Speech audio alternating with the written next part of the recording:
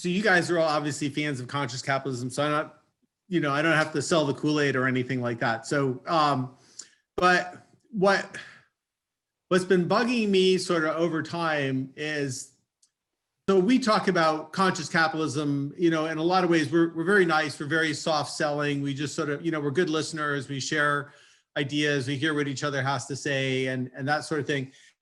And we try to win people over, which is definitely the best strategy. But I think what's been sort of bugging me is that there's this idea that running businesses in the normal way is actually, a viable option, so I'm coming out more aggressive and I'm sort of saying like, no, actually running a business in a normal way is actually not right. It's got a lot of flaws and this is why, and why conscious capitalism is true. So I was struggling for a long time to try to figure out how to phrase this thing and kind of, so I was reading this book, it's called Why Buddhism is True. And I really liked it because this guy, Robert Wright, is studies moral psychology and evolutionary psychology. And he basically was saying, it's not, he says, it's not that reincarnation is true or any of that kind of thing, but the Buddhist philosophy and the Buddhist psychology about human beings and that we're trying to find, nirvana, whatever that is, and the roadblocks that get in our way and how psychologically we have difficulty with that and how maybe mindfulness might help and everything, that part's true. So it's the same kind of idea. So what I'm going for here is why, why conscious capitalism is true. So, and this shameless emotional hook, because you should always start out a presentation with the emotional hook, is that basically we're all going to be spending 90,000 hours, especially if we've got young people in our lives, sons and daughters or whatever, they're going to be spending 90,000 of their lives, hours of their lives working, and they need to get more from it than just a paycheck. So anyway, so you look at your traditional, typical business operating system, there's strategic plans, there's budgeting, there's organizational charts, job descriptions, we talk about holding people accountable, there's training, there's performance reviews, lots of meetings and all that kind of stuff. And so if you look at that, and that whole thing tells you something about the worldview that it's coming from. So, so basically the worldview that's there is that the world is predictable and controllable, and that people need to be controlled. That's the sort of message there. So you've got, the idea that you can have a strategic plan, that you can have a budget, sort of tells, the expectation is that you really can control the world. You can map it out, then you can hold people accountable, why they didn't meet their budget or why something didn't get done on time and that kind of thing. And also that you need to control people, that you need to put them in little boxes, in little organizational charts and give them job descriptions and things like that. And all of that's not true. I mean, I'm not saying that it's not good to make a plan and it's not good to have a budget, but we should, be making a plan with, keeping in mind that it may or may not work like that. Things can go off the rails 5 minutes after we, leave the boardroom after having made the plan. And the budget can change, it's not going to come out the way we think it is. So anyway, so that's the sort of typical operating system. And so what I'm saying is, or where I'm coming from is so what does science and research say about that? So there is no basic research or science that says that, that's the way a business should be run or that's the way reality is. So we see lots of, things out there, programs or things, Lean, which, Paul and I are both big fans of, things like Agile, Scrum, open space technology, all of these different things which work. And, my question is okay, so that works, but why does it work? Because a lot of these things are very, very different than a normal corporate, way of running. As soon as you start going down that lean path, you started to engage people in working on the business instead of in the business. So now they've stepped out of their job description, they've stepped out of their little box in the organizational chart, and now they're working as a team trying to figure out how to do something better. The same sort of thing is happening in Scrum or open space technology, especially open space. We used to do open space meetings a few times a year at Watson, and it's an extreme example of self-organizing systems. So basically you just highlight a problem or an issue that needs to be dealt with. Say, look, we have this issue, we need to figure it out. So maybe, we need to make 20% more on this production line that's already nearly maxed out. How are we going to do that? And you basically just, let people know this is what the issue is. People voluntarily show up for the meeting. You don't require anybody to show up. You don't mandate it. And so whoever shows up are the right people. They're the people who are inspired or interested in that particular discussion. You have the meeting, you work it out. It's very self-organizing, and I won't go into all the details, but in the end, you end up having a plan, and nobody organized it. There was no agenda or anything like that, but it all works out. So we're really good at self-organizing and figuring things out on our own. I love, the Agile Manifesto, things like responding to change over following a plan, and individuals and interactions over processes and tools. So, there's over under sort of statements, as opposed to, rules and systems and that kind of thing. So there's more flexibility built in. So one of the things about conscious capitalism, that the way I see it, is it's not dogmatic. It's not like, oh, here's this list of things, you check off these boxes, you do these things this way, and it works. Instead, we've got 4 principles, and it's more of a spiritual sort of system. You're going to go on a journey, you're going to figure it out. You just hold the principles in mind and in focus, and you explore and you see what happens, and work things out with your team. So during the pandemic, everybody talks about let's hear what scientists have to say. Scientists are trying to constantly work out what we should be doing about the pandemic.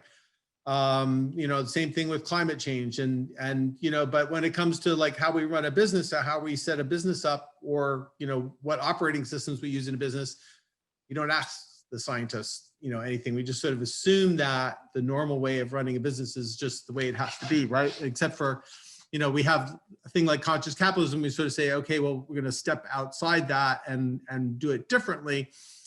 But really, we should be asking even more, what are the underlying things that are happening? What's basic in human beings that makes us different, which makes the normal system actually not a good fit for who we are, and what makes a different system, like conscious capitalism, better. So you've got the field of psychology, anthropology, evolutionary biology, primatology, studying other primates, how they interact and what they do, neuroscience. And all of these things have really good clues to why we act the way we do, what motivates us, what drives us, how we perceive the world. And the only one that's really screwed up is economics, because economics just didn't do any scientific research. It wasn't like they did a study to see, from a positive psychology point of view, what made people happier, or what the secret to long-term happiness was, and did a bunch of studies or whatever. Somebody just sort of pulled it out of thin air and said, here's this, we think there's this creature called Homo economicus. It looks, everybody's just logical. They seek their own best, whatever is their own best interest, and they follow that. And as long as all of these beings go out there and do that, then this wonderful, economic system arises, and, it all works out, which is total rubbish, because if people act selfishly and everything, it just doesn't pan out, it doesn't work. So the problem with a lot of these different groups is they don't really talk to each other much. So they're all on their own little islands, all doing their own little research and figuring things out, and developing their own literature and that kind of stuff, but they don't really interact much, not even within the field of the different fields of psychology and things like that, for example. But if you go and you read across, the spectrum of all these different things, you find all these little nuggets and these ways that they actually all line up, because, obviously we're all studying human beings. All this stuff has to do with humans. And so if you're looking at it through different lenses or different perspectives, you do end up, it should all line up, and it should, make some kind of sense for the most part. So I want to do, just a a quick fun thing, and then we'll reference this in a few more slides, whatever. But so if you guys don't mind just throwing out as let's get like 6 or 8 things that describe the attributes of a good person, someone who's good. Guys, if you want to like unmute, write a list down or unmute yourselves and just call them out. Like, what makes for a good person? Cares about others. Yep. Authentic. Dependable. Yep. Nice. Empathy. Which I guess also means integrity. Yep. I heard nice, right? Empathy. Empathy. Yep. Cool. 1 or 2 more. Honest. Compassionate. Passionate. Yeah. That was compassionate. I mean, Oh, passionate's good too, compassionate. but- Excellent. Yeah. Good hearing. And I heard honest. Okay. So, and then you want to do a list of like what describe like a bad person? Selfish. Yeah. Mean. Yeah. Inconsistent. Okay. Conniving. Conniving. Yeah. Abusive. Dishonest. Yep. Abusive. Yeah.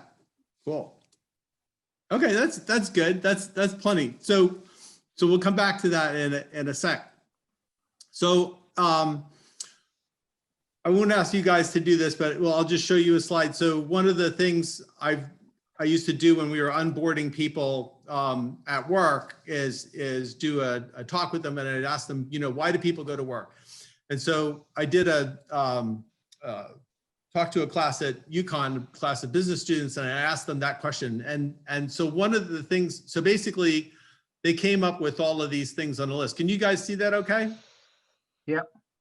Okay. So as they were calling out things, so basically just everything you could think of for why people go to work. So as they were calling out these things, I was throwing them down and putting them into 3 different columns. So lots of different philosophers over time have said something along the lines of everybody wants 2 things: we want to avoid pain and suffering, and we want to find happiness. So the first list on the far left-hand side is the avoid pain and suffering list, right? So it's income, benefits, 401k plan, health insurance, to avoid possible pain and suffering in the future. So basically, because somebody told you, your parents told you to get out of the house and get a job. Food, clothing, shelter, that kind of thing, right? So that's your avoid pain and suffering list. The lists on the right, the 2 lists on the right are extrinsic motivators and intrinsic motivators. So extrinsic motivators are those things outside ourselves, material things like, so I do house, a car, cell phone, maybe going on vacation, that kind of thing, right? So that's part of the finding happiness is there's 2 parts to it. There's the extrinsic, and then there's the intrinsic rewards. And if you look at the intrinsic rewards, you see things like care of family, purpose, making a difference, staying busy, fulfillment, passion, engagement, meeting people, all that kind of stuff. So if, most companies, when they, in their HR department, they're focusing on those 2 things on the left. They're avoid pain and suffering and the extrinsic reward. So it's like, do you get a company car?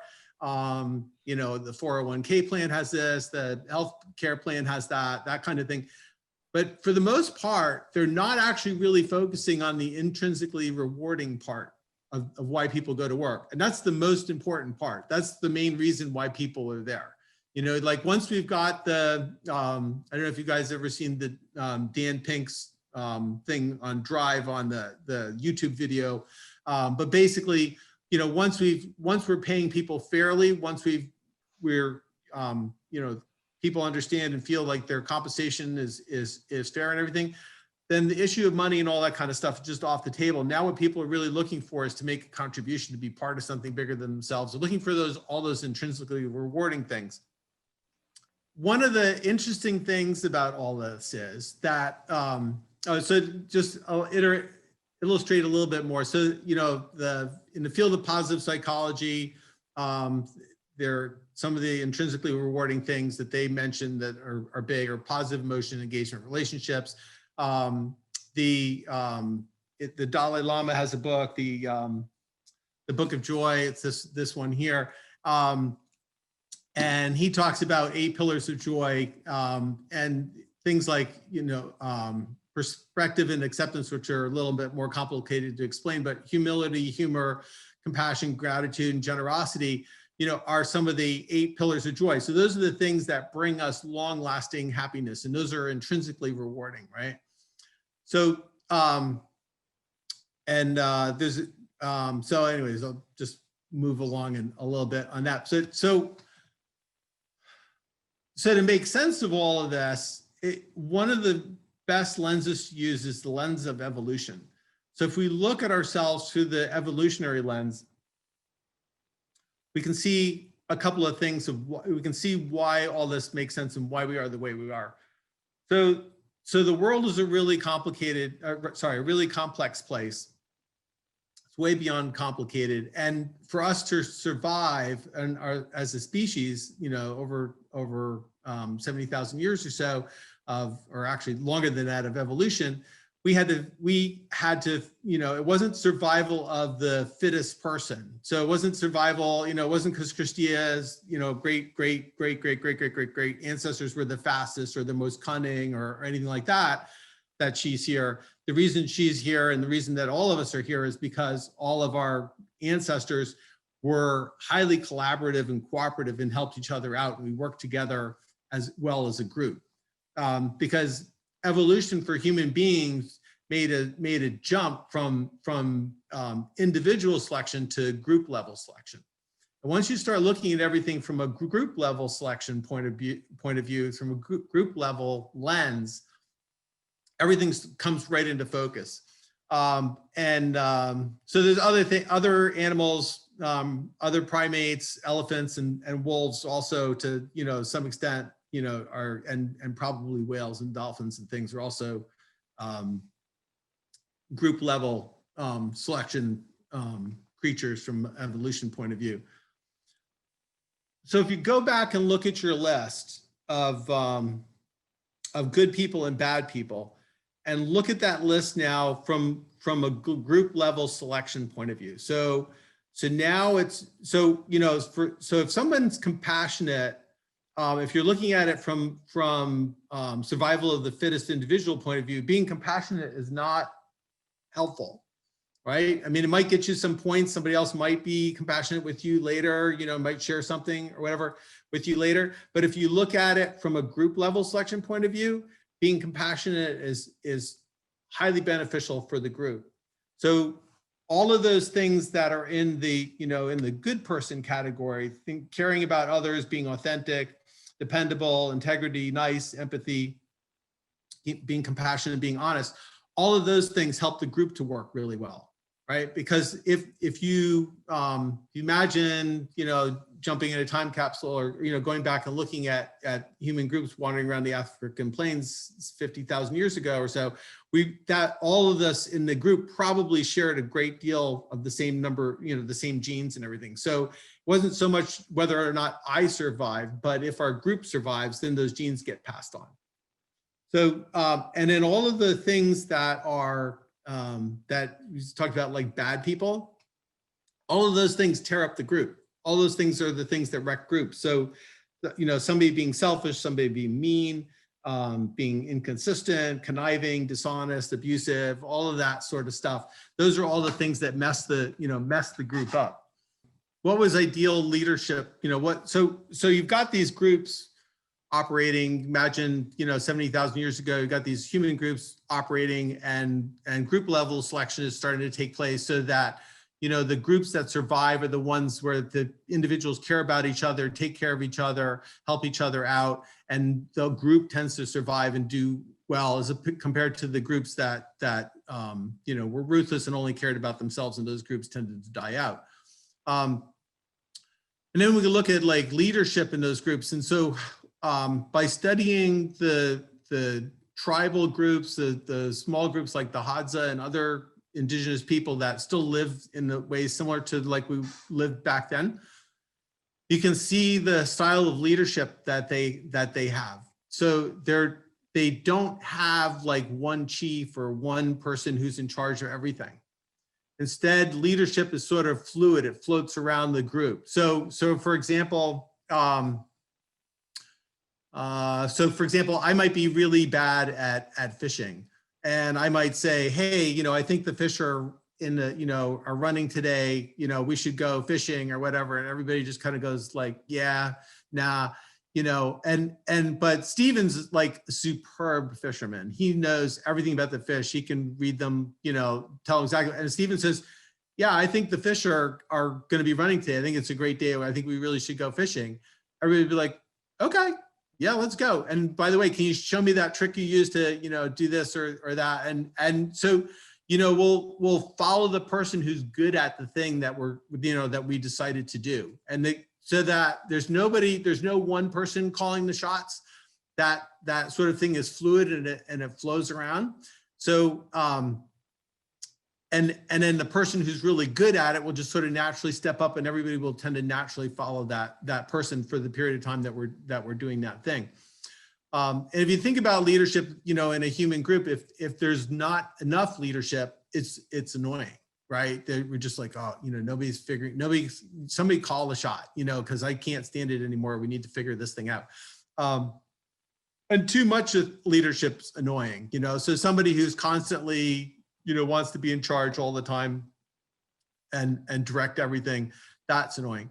But what feels right to us, what feels good, and what works really well in a complex world is when leadership flows from person to person, depending on the person's individual skills and abilities and what it is that the group planning on doing. So one of the things I mentioned to Glenn in the beginning of all this is that I have to stop once in a while and not rattle on, because I tend to get rolling. But sort of I'll pause and just say, you know, are there any questions or comments or thoughts or anything at this moment? Gavin, it's Paul. Yeah.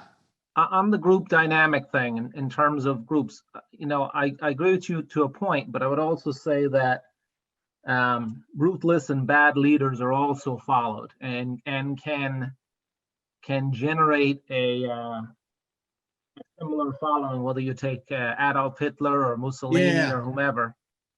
You want to comment on that?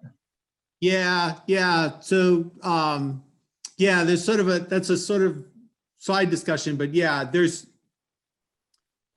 so one of the things that's really good to have in a group is a high degree of variation of the individuals in the group.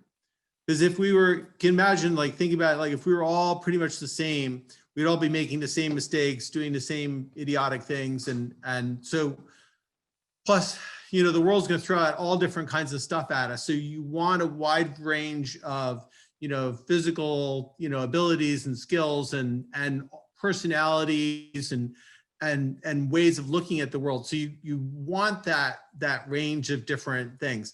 And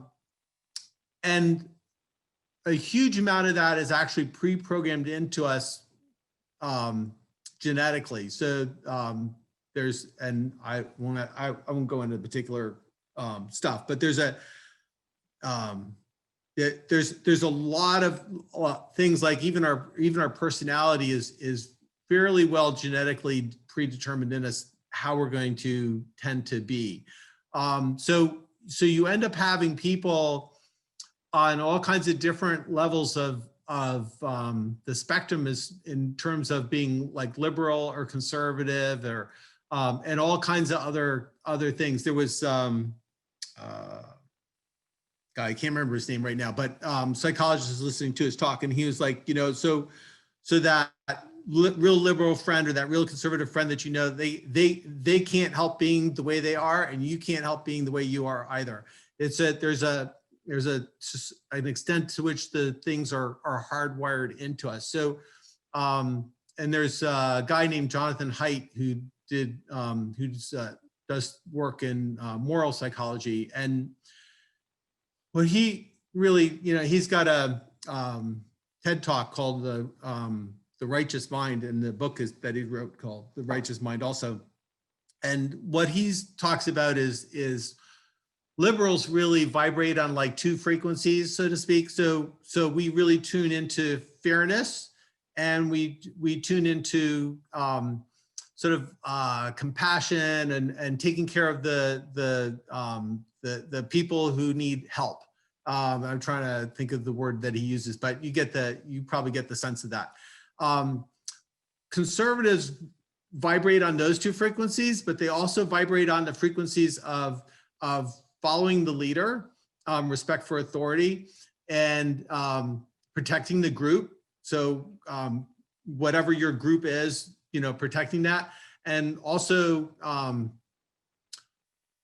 purity and sanctity. So, not doing things that they would just find like gross. And the way he talks about it in the book, you can see how over time for human society, those things would be useful. So, the people who, develop that's just gross. We don't want to do that thing, or we don't want to touch that stuff or whatever. That's a good natural response. So having a heightened sense of that is actually, it's just one of those personality variations that just sort of happens. Having a, high degree of respect for authority and high intense feeling about wanting to protect your group is a thing that's sort of innate in us. And that kind of thing can get, so all of those things can be really good, but they can all get corrupted. So, because evolution doesn't really care what's true. Evolution only cares about what works. So if something works or worked for our ancestors, and having people with certain personality types within our group system worked and helped us just survive and get to the next thing, then that's what got carried on in our genetic pool.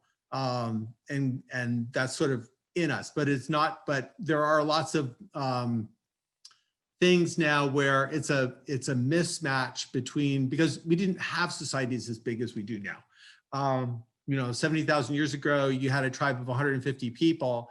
And, if there was somebody who was super authoritarian, taking more than their fair share, and, being a general ass and a jerk or whatever, we went on a hunting party to, get some mammoths, and we corralled them, and we were getting the mammoths, to go over the cliff, and I just happened to stick my foot out, and, Bob, the jerk, happened to trip on it and landed down there, and the mammoths landed on him. It's like, oops, that's the end of Bob. So, we had ways of dealing with it back then, which, or the group would just get pissed off and you just kick them out. And, if you kick somebody out of the group, they were pretty much toast, they weren't going to make it. But now we have societies which are much more complex and much more elaborate, and it's harder to deal with those things. And yet we still have, and it is good to have in our systems people who, do care passionately about the group and will tend to follow authority and not just, question authority all day long, because, questioning authority is great, but to some extent we need the following the authority too, at the same time. But, those things can get misused, or it's just basically a mismatch of who we are and present circumstances and present systems. So sorry if I went on too long about that. Does that make sense? Watching out for the mammoths. Okay. Yeah. Sorry. What about the mammoths? I said, I'm just watching out for the mammoths. If I go on too long, next mammoth hunt, I know what you're going to do to me. Right.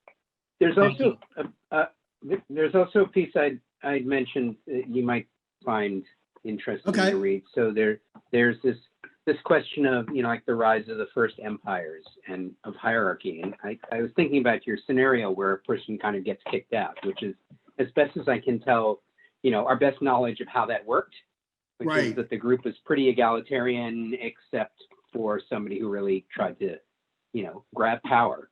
In which case everyone would turn against them. And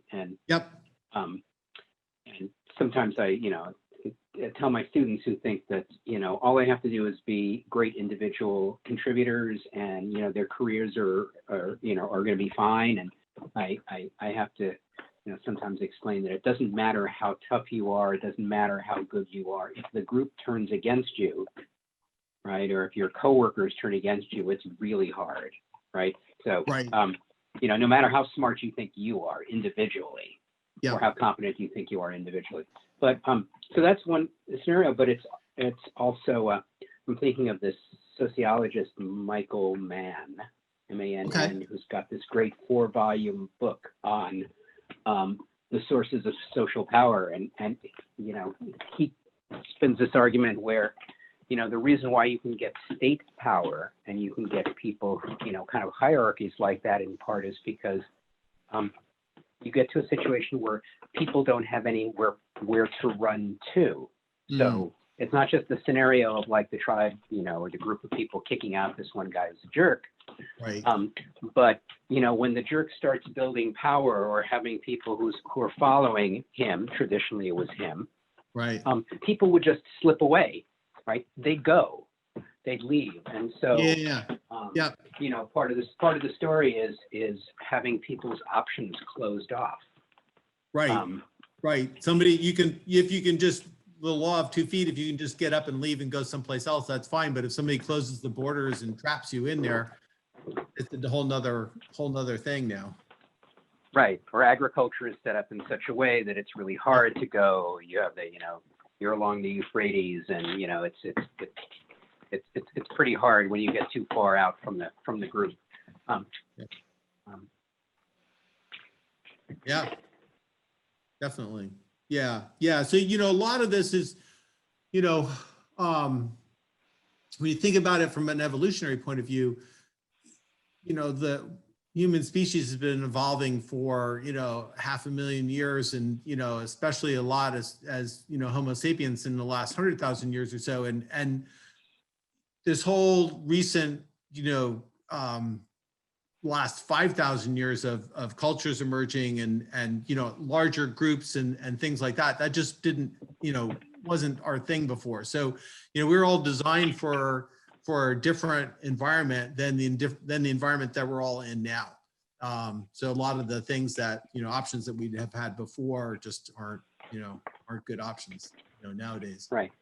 Right. Now, so this was, in a certain spin on this, it's kind of part of the political argument for, let's say, private, to have production or business organized around individual and I won't say privately owned perhaps, but differently owned groups. The idea is like, if you don't like your boss, you don't like the business you're working for, that you can just pick up and go, right? And in the extreme version, you get this sort of like Milton Friedman kind of argument that says that as a manager, you don't have to worry about whether the people who are working for you are happy or not, or whether you're doing a good job. If they keep showing up for work, then that means they're choosing the work for you, right? And it's a kind of know-nothingism. It's like, well, the market will make everything work out. And anything that's happening on the market as an exchange must be legitimate and freely chosen and therefore moral.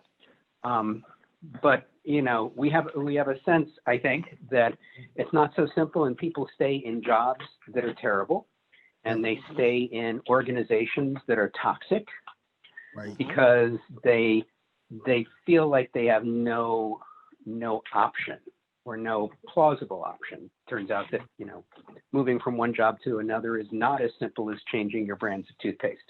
Yeah. And the other thing too is sometimes it's they don't feel they have an option. Other times it's just there's this intense loyalty to the rest of the people who are there. So they don't want to leave their team, or they don't want to leave their those other two or three other people that that they really care about, because then what'll happen to them if I'm gone also, that kind of thing. Right. Sort of the logic of dad is an alcoholic, but the 18-year-old is not going to move out because they're worried about their younger siblings. Yeah. I mean, to use a terrible image, but no, exactly. No, you're absolutely right. No, that's a very apt image to the whole thing, because it's like, if I leave, then what happens to everybody else? So, yeah. So is there a piece of it sometimes appeared to me that both in businesses and also in the political realm, perhaps other places, that people's sense of legitimate leadership is closely connected to how they were raised or the kinds of power dynamics in their families or maybe their communities. And so, that's an interesting question of how people choose, how people find some leaders, managers compelling because they're just like, dear old mom or dear old dad. Yeah. And sometimes that can be a toxic thing. Right. It can be a familiar. So yeah, just to say that it's not just our kind of theories of human evolution that might kind of constrain our ability to imagine new possibilities in work, new ways to manage, but it's also, the need to kind of leave the world of your family. Are we getting Yeah. into the nature nurture debate here, guys? Yeah. So- There's you keep talking. I'm just gonna grab a couple of things. No, it's interesting. And in a lot of these discussions, it's never as simple as what you break it down. There's so many components to the way people think. Yeah. So I was gonna share, there's two books that, are probably relevant to the nature nurture, as Stephen said, debate. So there's this one here by Robert Plomin. And his argument is that about our personality and who we are, not only, the color of my eyes and all this other kind of stuff, obviously very, very genetic, but even things like my personality is about 50% determined by my genes. As he studied twins, identical and fraternal twins raised separately and together, and found that you could predict with a high degree accuracy, if Glenn has a twin, brother who lives in New Zealand and we can't interview him, if we interview Glenn, we'll have a really good idea of what, his twin brother's personality is like in New Zealand. It'll correlate, with a high degree of accuracy. So his argument is that there's a huge genetic, component to that. And I think, and then so some people would go like, oh, that's, now you're sort of saying, oh, people's lives are sort of predetermined or whatever because of this genetic component thing. But there's just so much randomness that goes on in our lives. And, basically the way that we react to that is, yeah, there's a big genetic component to it, but there's a huge amount of randomness that's also going on in there. And then also, if you look at it from a group selection point of view, we actually really want that huge diversity of all those different people. So like if we look at it from the point of view as if you're running a company, if you've got somebody who's got a certain way of doing things, a certain personality or whatever, you're probably not going to change them, right? And you really don't want to change them, so you actually want to use all those differences, all those different personalities and those different points of view. As somebody else who's got a different personality than I do, actually see things that I won't see. So, if I'm running a company and, Christia's got a very different way of looking at the world, she'll be much more likely to catch the mistakes that I'm making way before I see them. So that's super, super useful to have all those different personalities and stuff in your group and in your team. And then, sort of we make accommodations for people because of, they have some, disability or something. It's the same kind of thing I'm thinking with personalities. Like we just have to accept people for who they are and the way they are and enjoy that and embrace that. And if you've got a culture that allows people to move around more freely, and so if you're not driving people into, a box with a specific job description, instead you're allowing people to create their own jobs and see what's going on and react and respond to it, people will naturally move to the thing that they can do the best, that they can help out with the most. the thing that excites them the most. And you'll get a much higher level of engagement and excitement, but you'll also get people sort of self-organizing and self-moving into the right places. Mm-hmm. So are So there's you, sorry, are you proposing that as a business strategy, or are you saying there are actually companies that work that way? Yeah, there actually are companies that work that way. I know it's very unusual, but there are companies that work with very little central control, very distributed systems, and allow a high degree of autonomy for people working things out. So Are there any that I would know of? well, you could look them. You could look up online really easily. Is Morningstar. It's a tomato processing company in California. You're familiar with them? Mm-hmm. Oh yeah. Okay. So that's one. They have no supervisors, no managers.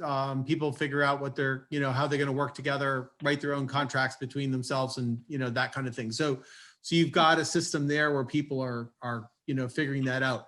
And there are other companies that are similar also, that don't plug people into a specific job description or thing.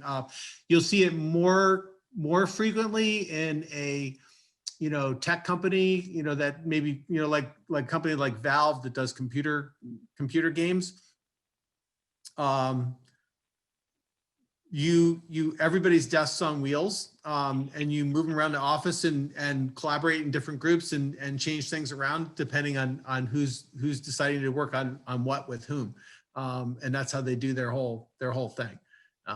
So much more flexible, but you can do that, and you can do a lot more things than you would think you can in a normal typical company. So I'm always asking myself, how much autonomy can I create in a group or in a company, and pushing myself in that direction and everything. I'm sure Glen's looking at the time and thinking like, oh, maybe we should wrap things up a little bit, but I don't know. Yeah, does somebody else have a question or an idea? Sorry, way too much stuff in here to cover in an hour, but. So maybe I can bring up, so there was a famous article that was written years ago by an American political scientist who had been active in the early women's movement. Let's say the 1960s, 1970s consciousness groups. The article was called "The Tyranny of Structurelessness," where she argued that all groups have a sort of informal structure and informal power and hierarchy structure. And sometimes I think in this moment, we're sort of more aware of the various ways in which privilege plays out informally, who gets to interrupt whom and who speaks more, etc.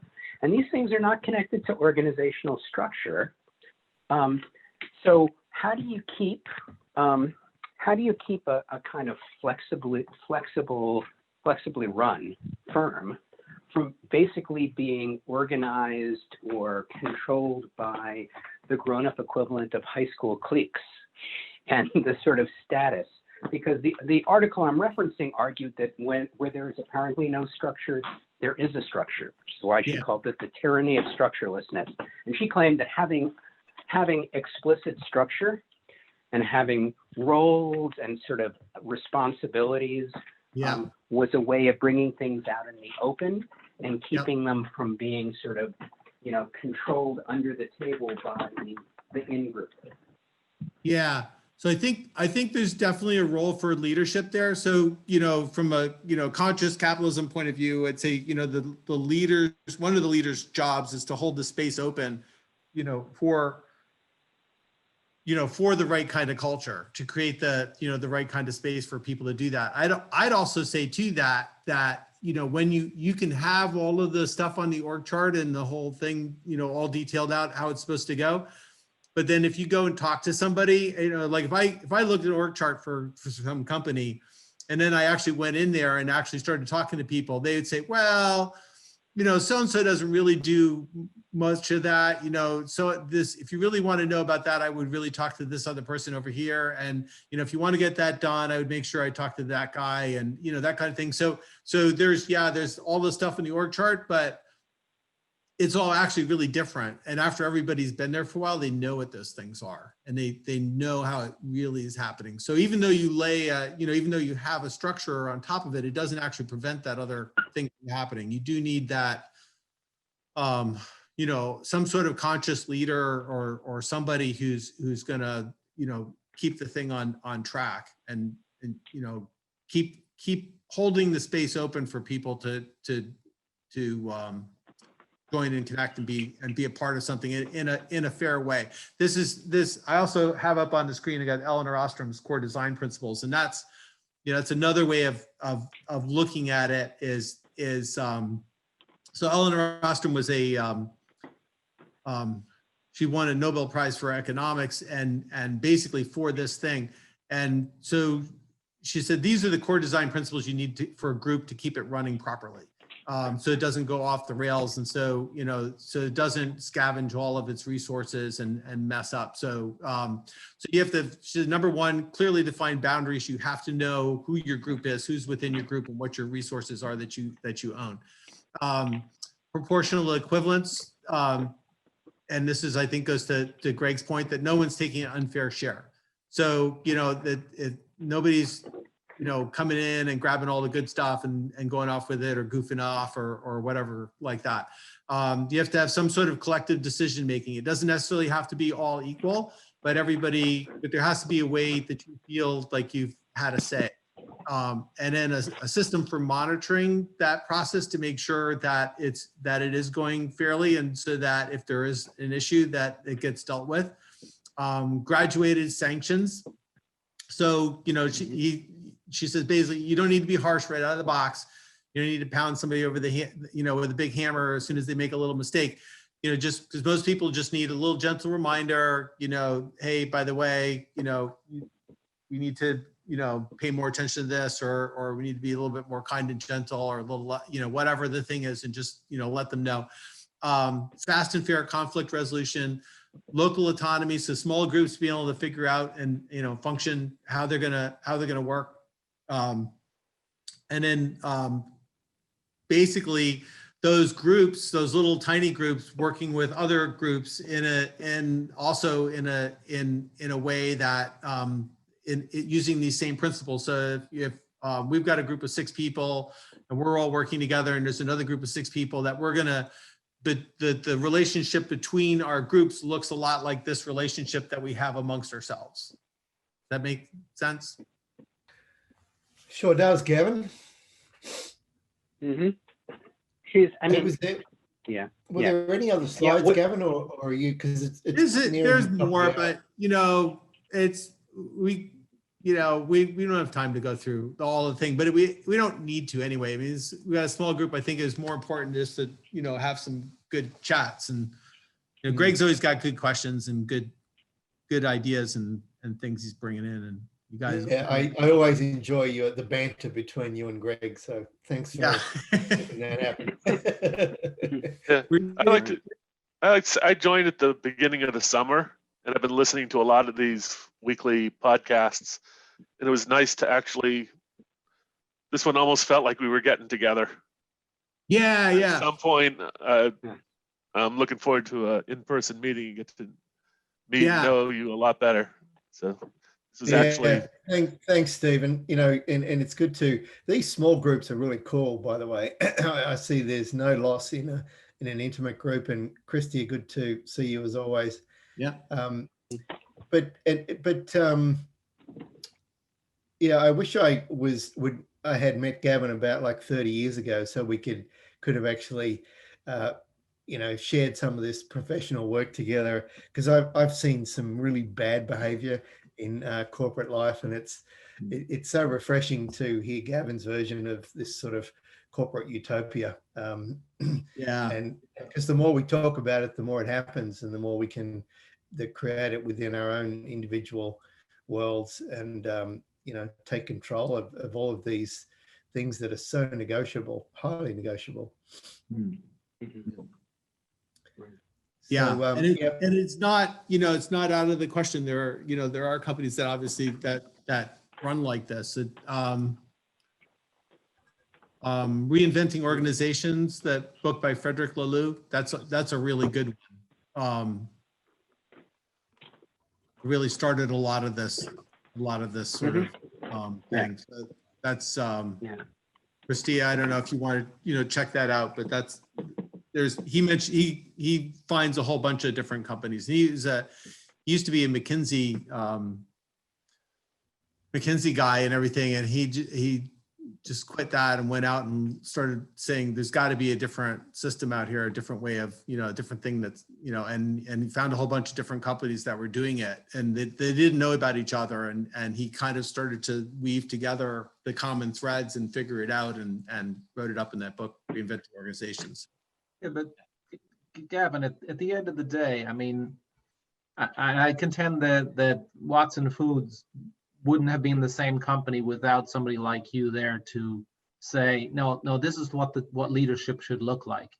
Yeah. And constantly sort of pull it back on track, or nudge it to the right or to the left or up or down, and look at it from a fairness perspective, and look at it from an integrity perspective, and make sure nobody's taking advantage of it. And I would contend that a lot of this, whether you have we'll call it an open source style leadership or a more formal leadership, it still comes down to, where's the heart and mind of the overall leader of the organization that's setting the tone and allowing a culture to happen. Yeah. They think, some people have sort of said that an organization's consciousness can only rise to the level of consciousness of the people that are running it. So it just, At some point, it would be a good discussion to talk about the difference between a family business or a privately owned business and the ability to do that versus a public company that has to report to Wall Street every quarter and has the shareholders and the board of directors that may not buy into that. Right. So there are, so one, Favi is a company that's mentioned in Reinventing Organizations. Beertsorg is another one. They have like 15,000 people in them, in their group. There's a guy named Ricardo Semler. I think the company is called Semler or something, but they're a group down in Brazil, and they're amazing. That a bunch of these different companies that are doing, very, very similar things. They all have different aspects. They all look a little different, but when you start to look at a bunch of them, they start to look like, oh yeah, I've kind of seen this thing before. And they're really, they're super successful. They just do so much better because they've got such highly engaged people who are so excited about what they're doing and moving so much quicker than your regular, run-of-the-mill companies could ever. The publicly traded, I think two companies in the United States that I really admire, Chobani's and Patagonia. Yeah. But those are all, they're privately held. They can do what they think is right. They don't have to. No, you're right.